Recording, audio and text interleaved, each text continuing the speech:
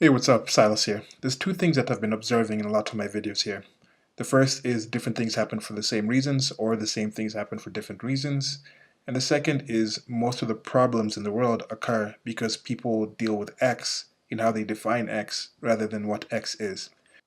So please keep those two things in mind while I discuss this topic of this video, which is the similarities between gaming and social justice warriorism, or activism in general. Kind of going further with the dichotomy, saying gaming kind of appeals to masculine or certain masculine traits in the same way that activism appeals to certain feminine traits. So a few years ago, there was this controversy called Gamergate. It was sparked by a female gamer who may or may not have slept with some people, who may or may not have given her game good reviews, and that game may or may not have been a good game or even a game at all. So that kind of started off this whole back and forth thing, a lot of angst, a lot of talking at people, and I don't think much was resolved from it. But many people have done a better job of dealing with it, so if you want to learn more, just do an internet search and you can find a lot on the topic. This video is going to be more about the demographics of the people within this Gamergate issue. That's the gamers and the social justice warriors. So most of you guys listen to this. Your lives are quite unusual, quite different, or quite new, quite novel compared to the evolutionary environment that the human ape developed in. One big difference is the need to experience direct bodily physical violence, confrontation, or challenges has been greatly reduced for pretty much all of you listening to this video. Most of the physical violence and issues that you have to deal with, it's normally selective. Let's say you happen to be a boxer and you go to a boxing gym, and this applies both on the receiving end or having the need to carry out any of these violent or physically strenuous or physically challenging situations. So this is in a large part effect due to civilization's onward progress to provide justice for as many people as possible. It does reduce the chance for people to have to fight or the people to being attacked. So many of the daily challenges that shaped our ancestors' lives have been altered and specialized. And though the instincts that are selected throughout that sort of life, throughout the life of our species, are catching up to this new reality, some of our baser urges still need to find new outlets. Males have a combative instinct, and this has been directed to the workplace, sporting activities, and other in real life competitive pursuits. I have a little pet peeve about this in real life thing, the IRL thing, because internet and online stuff is part of real life. I don't understand why they make the difference. Maybe they're just doing it to talk about things that you're doing out in the physical world versus things that you're doing in the virtual world, but I think they're one and the same. You have to be out in the physical world to participate in the virtual. Anyway, so in general, if one wanted to achieve something and gain control of a resource in our evolutionary environment, one had to take physical risks before any gain could be had. This did select for a certain kind of male archetype, and those genes still exist in our genetic codes. So the alpha and beta designations are commonly known, and they have existed throughout different sorts of environments. For example, an alpha farmer may not have the same qualities, traits, and abilities that an alpha warrior does, but there are still hierarchies in their respective fields. There's a select group of stereotypically less inclined towards personal interactions that have found an outlet for this tendency, for this male combative instinct, in the sphere of interactive gaming. In interactive gaming, they engage in battles, set goals, achieve results, create alliances, forge friendships, vanquish foes, and more. They have made their homes there. These communities in gaming culture have their requirements, their adherents, their language, history, lore, legends, values, fans, detractors, and other elements that you would expect from the veritable culture that it is.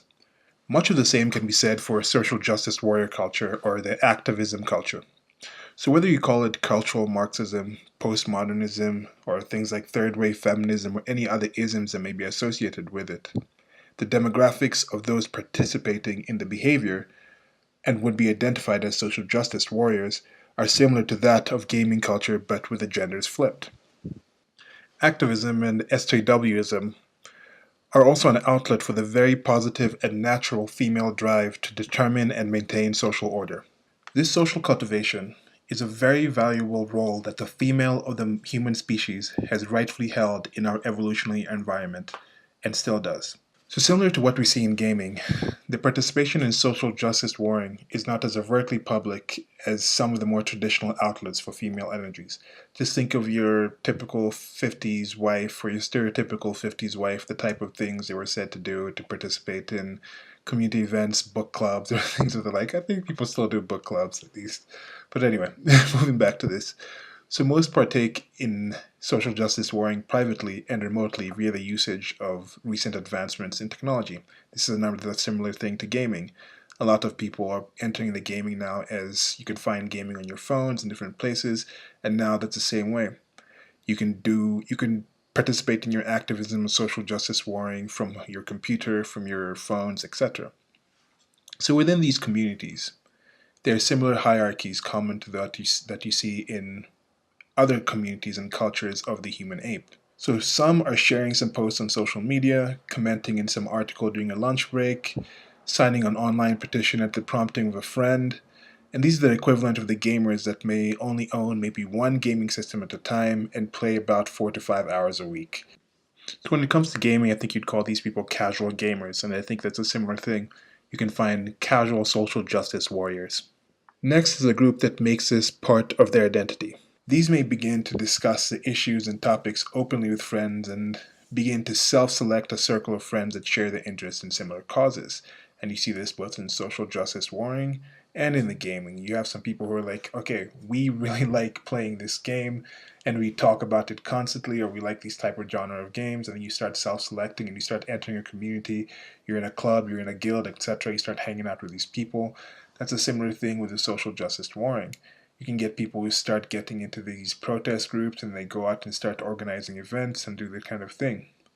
Then you have the very few, even out of these groups, that specifically make time to participate in gaming or social justice warring. And these are the hardcore, the visual vanguard, or the stereotypical people that you see in them.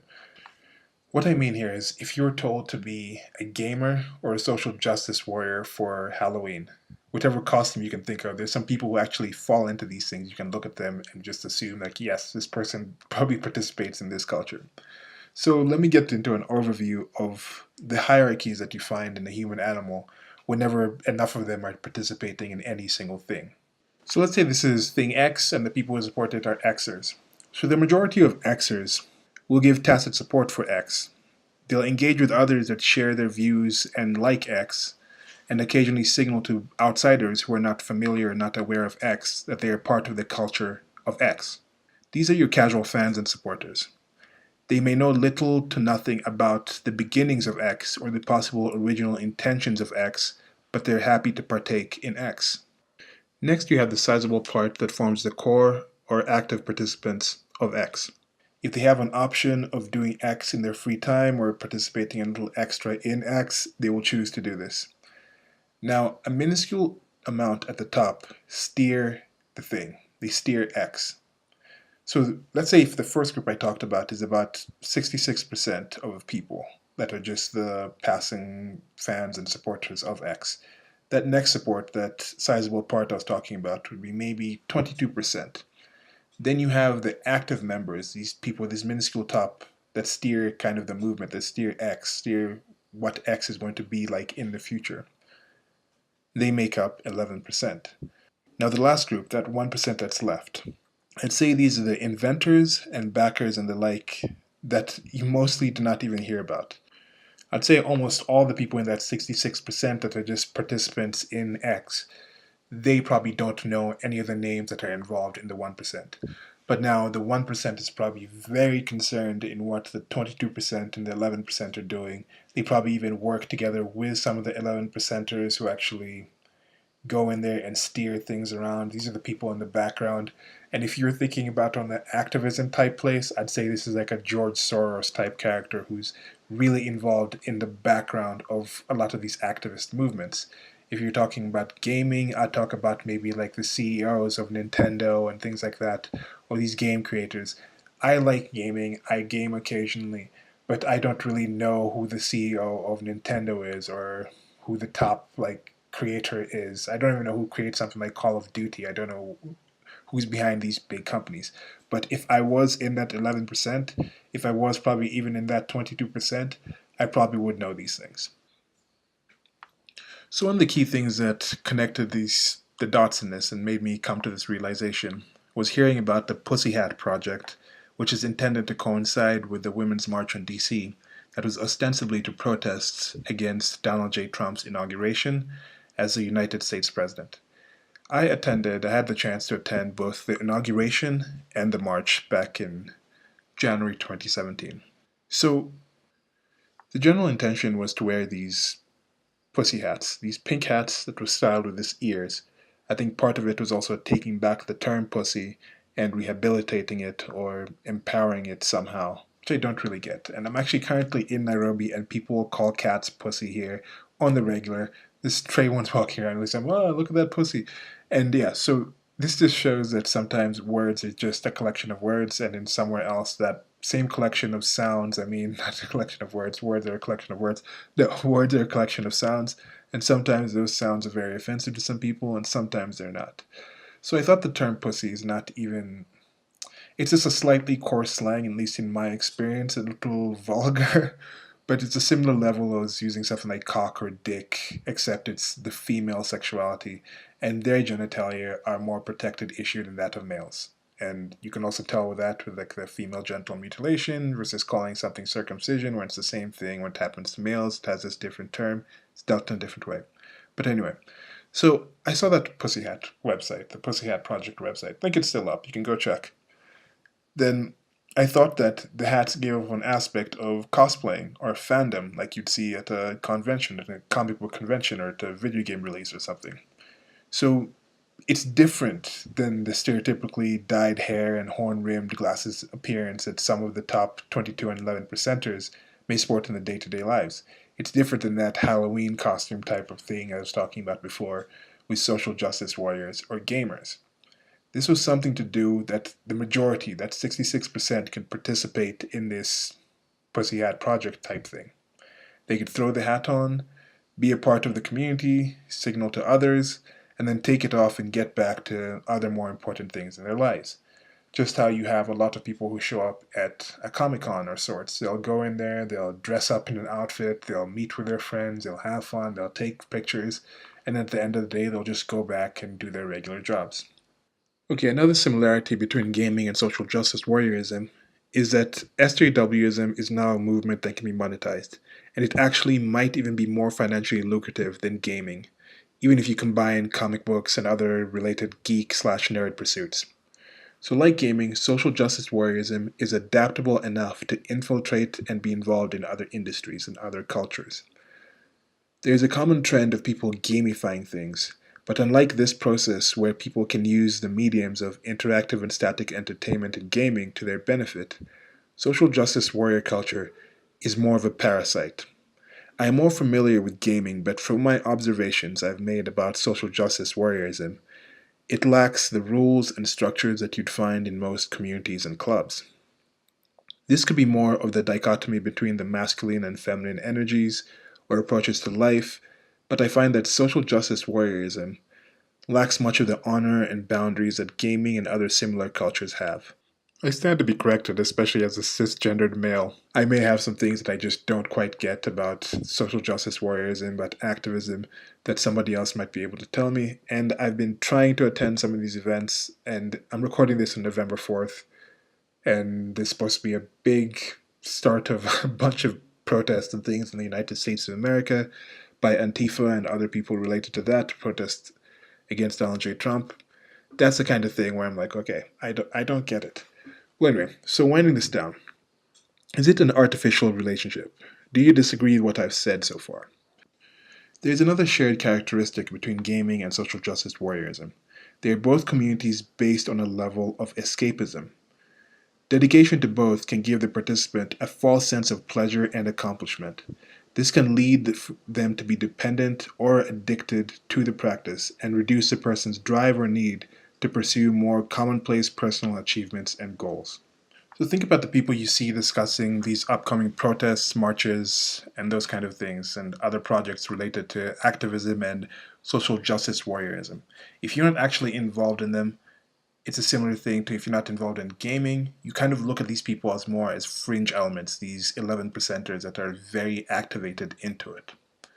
So from personal experience and also seeing articles and seeing photos and seeing other reports about this, when you think of these activists, these social justice warriors, when they go to these events, they seem quite pleased with themselves and often appear in a joyous, selfie taking, self aggrandizing mood before, during, and after their activities. I would say that this is in stark contrast to the somber, pensive mood that belies the weighty nature that I imagine was felt by those participating in actual civil rights issues of the past and present. Smiles were few and far in between during the Arab Spring uprising that was sparked by a Tunisian vegetable vendor lighting himself on fire. So smiles tended to be kept for when these groups thought that their actual in real life results to their set goals had been achieved. So the general feeling I had at the march was like being at a big convention. You're walking around the crowd, you're looking at people's faces, and people seem to be enjoying themselves. I mean, there was some anger in a few people there, but most of the people just seemed to be enjoying their time with the people that they had gone with. They weren't taking it that seriously, and I think that's a similar thing that you see at a gamer going to a gaming convention. They may be going there to participate in a different way, but they definitely don't have the same kind of mindset that a soldier being deployed to a battlefield would have. I believe the strong pushback to social justice warrior culture during the Gamergate controversy was partially due to the familiar nature of these two communities and cultures. Some gamers are quite used to spending hours, days, or months grinding to achieve a task that the general public may find pointless. When it comes to social justice warriors, there are many things and a lot of things they aren't, but one of those things that they definitely are is very persistent in their ways. The observation and awareness of microaggressions may be the equivalent of getting annoyed that the next game in Series X does not quite change enough or made a small alteration to something that they liked before, that the gamer may now literally not be able to stand that thing. But to somebody who is uninitiated, somebody who's not part of that culture, they'd look at that like, oh wait, what changed? What exactly is it? So it's a micro change in that game that may trigger some gamer to a certain way, and a microaggression may trigger an social justice warrior or an activist in a different way.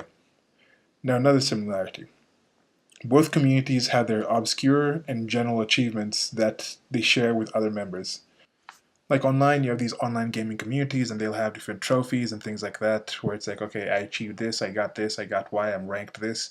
And you have a similar thing in social justice warriors, and someone's like, yes, I was at this event, I took photos here, the cops arrested me, or I got pepper sprayed, or I got whatever. They have their own achievements in that. Oh, I triggered this person, or oh, I made this, I got viral by tweeting this one thing. So it's a similar type of thing. So I'm going to wind that down here. There probably are more similarities between gaming and social justice warriorism, or gaming and activism, that I haven't pointed out here. Let me know if you guys agree with this, if you've thought of this before. I think I've seen other people kind of come up with snippets of this idea, and I've had certain conversations with my friends personally about this. But let me know if you guys can think of any, or if you can think of some things that show that gaming and social justice warriorism are definitely not the same thing at all, have no relation, and this is complete insult that I even deemed to actually bring this up. But the illustration that has been going on the screen was this Free Willy dough that I did, and I think it fits with this because both with gaming and social justice warriorism, as I said, has this nature, this escapism nature. In another part of the demographics in it, I feel they are like that whale. They are humans who are kind of trapped in these little bubbles. I think they could also benefit from leaving that little bubble that they're in and kind of jumping over that dike or whatever and going out and seeing the great blue sea and see what else is out there and may change their opinion on that. And another thing I think is also the whole SeaWorld thing that came out, that these whales are really super depressed. That most people draw, or you think of a killer whale, some people thought of the fin, that dorsal fin, I think it's a dorsal fin, the fin on the back kind of bent over, but apparently it does that when it's depressed, but most people used to see whales that were in SeaWorld, so people may have thought that was a typical thing. But apparently when they're out in the open ocean and they're happier, the fin stands up. So this is also something about seeing how people may have looked at SeaWorld and it appears to be happy and everything to begin with, but the people participating in it are actually rather sad. So I think that's another similar thing about some gamers and some social justice warriors. even more than some, I'd venture to say. That especially when you talk about that 22% and that 11%, I think most of those people in those groups who are getting that deep into this, at least half of them, are doing this to escape some other thing that they're lacking in their life that I think they can find in a more wholesome way somewhere else. So that's it for now. Like, share, and subscribe. Links below to the merchandise. You can get this Free Willy thing and a lot more. And that's it for now. Goodbye.